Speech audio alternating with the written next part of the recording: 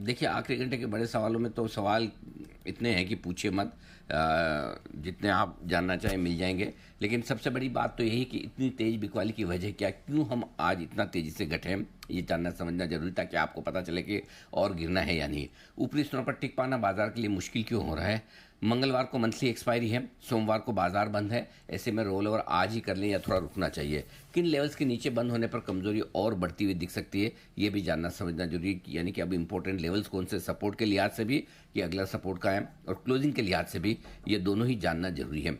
लंबा वीकेंड है, इससे पहले क्या कुछ करें आप, तेजी या मंदी की कोई पोजीशन बनाने का मौका है इस वक्त, या फिर कम एक्शन में रहेंगे तो बेहतर। अदानी ग्रुप के शेयरों में इतनी तेज गिरावट जो होती दिख रही है, उसकी क्या वजह है और कितना टूटेंगे रियल्टी शेयर, ये भी जानना समझना जरूरी है। इसके साथ ही जो कुछ भी गिरावट मिड कैप स्मॉल कैप शेयरों में नेहाजी होती दिख रही है, उसका भी पूरा विश्लेषण होगा। तो ढेर सारे हैं सवाल जिनके जवाब हम लेने की और देने की कोशिश जरूर करेंगे। सवाल जवाब का सिलसिला शुरू करें, लेकिन आपने अदानी समूह की बात की और अदानी ग्रीन एनर्जी के नंबर्स अभी अभी फ्लैश होते हुए नजर आए हैं। आय में तो 12% की स्ट्रेंथ है, लेकिन कंपनी मुनाफे से घाटे में आती दिखाई दी। 492 करोड़ के मुनाफे के सामने 41 करोड़ का कंसो घाटा कंपनी ने इस बार दर्ज किया है। स्टॉक बुरी तरह पिटा हुआ है, 12-12.5% की गिरावट है। मार्जिन 85% के आसपास दर्ज हुए हैं, लेकिन यहाँ पर मुनाफे पे बहुत बड़ा डेंट अदानी ग्रीन एनर्जी में लगता हुआ दिखाई दिया। इस पर भी हम फोकस करेंगे। आज हमारी स्टॉक ऑफ द डे में सेल की रिकमेंडेशन भी यहाँ थी, उस पर भी हम सर से बात करेंगे। लेकिन सर बताइए, समझाइए जरा, जो बाजार में तेज गिरावट देखने को मिली, ठीक ठाक शुरुआत हुई थी लेकिन हम संभाल ही नहीं पा रहे हैं ऊपर के लेवल को। क्या कारण रहा सर इस तेज गिरावट के पीछे? ओके, वो मैं बताऊं नेहा जी, उससे पहले आप बताएं रिजल्ट किसके अभी आए। अदानी अदानी कौन सी कंपनी का है रिजल्ट, आपने बताया? सर अदानी ग्रीन एनर्जी के नंबर्स निकल कर आए हैं, मैं एक बार आपके सामने फिर से रख देती हूँ। 2618 करोड़ का रिजल्ट। नहीं नहीं नहीं, अरे ना ना ना ना ना ना ना, अरे नहीं नहीं, रिजल्ट तो मैं पढ़ रहा हूँ, नाम कंफर्म करना था खाली, रिजल्ट तो दिख रहा है। Adani green energy, Adani red energy, जरा नाम चेक करके बताइए। ग्रीन जो अभी रेड हो गया है।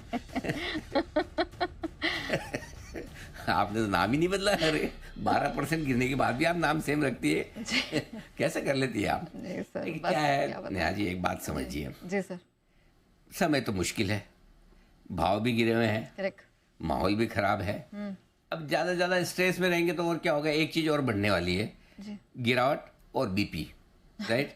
तो क्या है, जो आप अपने हाथ में नहीं है, जो कंट्रोल के बाहर की चीजें हैं, उनमें क्यों जरूरत से ज्यादा स्ट्रेस लेना है। अब स्टॉक मार्केट में जब आप आते हैं, आपको पता ही है, इस तरह की चीजें कभी भी कभी किसी भी तरह से हो सकती है।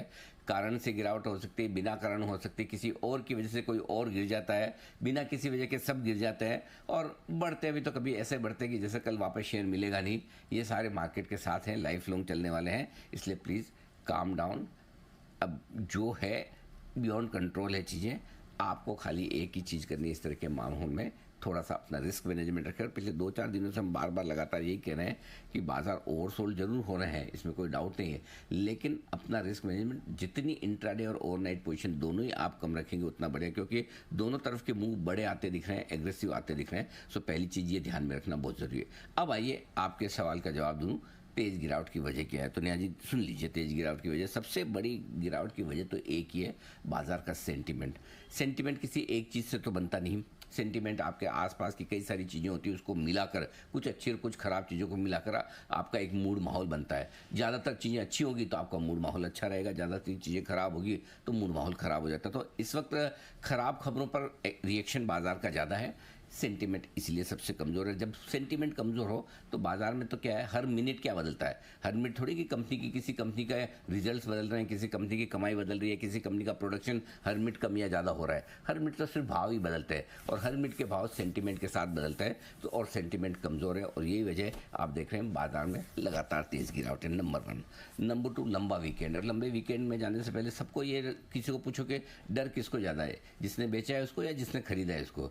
हमेशा डर ये रहता है कि कहीं कोई खराब खबर ना जाए। अच्छी खबर में तो सबको पता आ भी गई तो कितना बढ़ जाएगा, लेकिन खराब खबर में कोई शेयर, अदानी में रिजल्ट आ जाए अच्छे और 10% चल जाए शेयर, ऐसा तो कम ही होता है, लेकिन खराब रिजल्ट पे घट जाए, किसी खबर पर घट जाए, घटने वाला काम जो है ना, वो बहुत जल्दी हो जाता है, और इसी वजह से लंबे वीकेंड से पहले लोग खरीदारी कम करना चाहते हैं, और या खरीदारी की पोजीशन तो उसे कम करना चाहते हैं, घटाना चाहते हैं।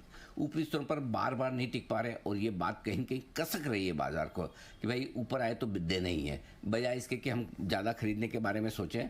ऊपर में जितना हल्का करेंगे आराम से आपको नीचे में एंट्री करने का मौका मिलेगा। एफआईज कम या ज़्यादा, डायरेक्शन तो क्लियर है बेचने का। अब कम बेचते हैं या ज़्यादा बेचते हैं, कभी नीचे आ जाता है तो थोड़ा हाथ रोक लेते हैं, थोड़ा कम बेचते हैं, जैसे ही ऊपर आता है वापस बेचते हैं। फॉर एग्जांपल कल के लो में नहीं बेचा लेकिन आज के हाई में बेचा है, परसों के लो में नहीं बेचा लेकिन परसों के हाई में बेचा है। बिल्कुल वैसा ही मामला चलता दिख रहा है क्या, जैसे हाइज में दिखता है, हरे निशान में दिखता है। एफआईज को भी मजा आता है कि चलो बेचा जाए, नीचे में भले थोड़ा रुक जाएंगे लेकिन ऊपर में तो देंगे ही देंगे। इस बीच मिड कैप और स्मॉल कैप शेयर जो ज़्यादातर हमारे रिटेल इन्वेस्टर्स के पास होते हैं, वहाँ जो तेज़ गिरावट होती दिख रही है वो उल्टा ज़्यादा परेशान करने वाली कि अरे ऐसा क्या हो गया भाई कि मिड कैप इंडेक्स, आप मिड कैप सेलेक्ट देखिए करीबन 1.5% पौने 2% नीचे है।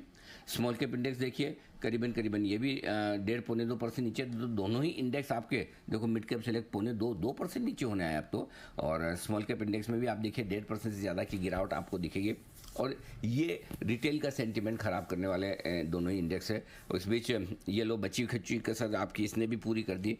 रुपया भी सुबह तक तो ऐसा लग रहा था 3-4 पैसे मजबूत। नेहा जी अभी भी गिरा है, थोड़ी देर पहले तो गिरा हुआ नहीं था इतना। सर 10-15 मिनट पहले ही बहुत तेज गिरावट यहाँ पर आई 91.83, और हमारे हेडलाइन पढ़ते पढ़ते ये 91.95 हो गया।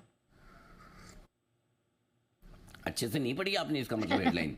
बाकी तो ऐसे गिरावट की तो कोई खास बड़ी वजह तो है नहीं। ये कोई बात नहीं, नया लो पे लो बन रहा है। अब जो हो रहा है आप भी क्या करेंगे, जो है वही पढ़ना पड़ेगा। तो गिरावट की इतनी सारी वजह मैंने बता दी। अब आप सोचेंगे कि वजह कम बताइए, गिरावट ज़्यादा है, ये तो प्रोपोर्शनेटली नहीं है, लेकिन नहीं है, जैसा है वैसा ही। अब क्या करेंगे नेहा जी। राइट।